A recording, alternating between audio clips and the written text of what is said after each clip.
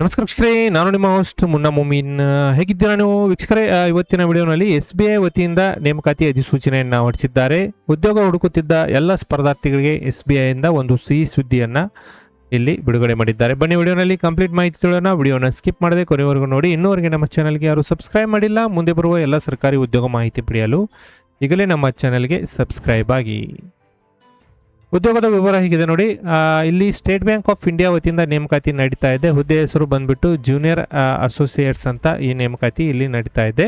1538 ಹುದ್ದೆಗಳಿಗೆ ನಮ್ಮ ಭಾರತದಾದ್ಯಂತ ನೇಮಕಾತಿ ನಡೀತಾ ಇದೆ. ಇದರ ಒಂದು ಅಸೋಸಿಯೇಟ್ ಕರ್ನಾಟಕ ಬೆಂಗಳೂರು ವೃತ್ತದಲ್ಲಿ 120 ಹುದ್ದೆಗಳು ಮತ್ತು ಜೂನಿಯರ್ ಅಸೋಸಿಯೇಟ್ ಇತರ ರಾಜ್ಯದ ಬ್ಯಾಕ್ಲಾಗ್ ಹುದ್ದೆಗಳು ಸೇರಿಸಿ ಇಲ್ಲಿ 1418 ಹುದ್ದೆಗಳು.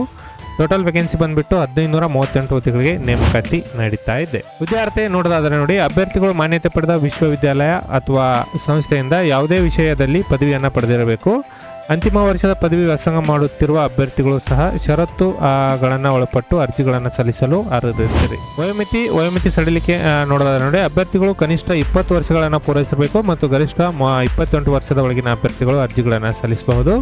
ವಯೋಮಿತಿ ಸಡಿಲಿಕೆ ಹೇಗಿದೆ ನೋಡಿ, OBC ಅಭ್ಯರ್ಥಿಗಳಿಗೆ 3 ವರ್ಷ, SC/ST ಅಭ್ಯರ್ಥಿಗಳಿಗೆ 5 ವರ್ಷ, ಅಂಗವಿಕಲ ಅಭ್ಯರ್ಥಿಗಳಿಗೆ 13 ವರ್ಷ ವಯೋಮಿತಿ ಸಡಿಲಿಕೆಯನ್ನು ಇಲ್ಲಿ ಕೊಟ್ಟಿರ್ತಾರೆ. ವೇತನ ಶ್ರೇಣಿ ನೋಡೋದಾದ್ರೆ ನೋಡಿ, ಆಯ್ಕೆಯಾದ ಅಭ್ಯರ್ಥಿಗಳಿಗೆ ಆರಂಭಿಕ ಮೂಲ ವೇತನ ನೋಡಿ 26,000 ರೂಪಾಯಿ ಇರುತ್ತೆ. ಇದನ್ನು ಸೇರಿಸಿ ಆಕರ್ಷಕ ವೇತನ ನಮಗೆ ಪ್ರತಿ ತಿಂಗಳು ತಮಗೆ ಇಲ್ಲಿ ನೋಡಿ 64,000 ರೂಪಾಯಿವರೆಗೆ ತಮಗೆ ಸ್ಯಾಲ್ರಿ ಇಲ್ಲಿ ಸಿಗಲಿದೆ. ಈ ಹುದ್ದೆಗಳಿಗೆ ಅರ್ಜಿ ಸಲ್ಲಿಸಬೇಕಾದ್ರೆ ಒಂದು ಅರ್ಜಿ ಶುಲ್ಕ ಎಷ್ಟಿರಬೇಕು ನೋಡಿ, ಎಷ್ಟು ಕಟ್ಟಬೇಕು ನೀವು. ಜನರಲ್ ಮತ್ತು OBC EWS ಕ್ಯಾಟಗರಿಯಲ್ಲಿ ಅರ್ಜಿ ಸಲ್ಲಿಸುವವರು 750 ರೂಪಾಯಿಗಳನ್ನು ಪಾವತಿಸಬೇಕು. SC/ST PWD ಮತ್ತು ಎಕ್ಸ್ ಸರ್ವಿಸ್ ಮ್ಯಾನ್ ಅಭ್ಯರ್ಥಿಗಳು ಅರ್ಜಿ ಶುಲ್ಕವಿರುವುದಿಲ್ಲ.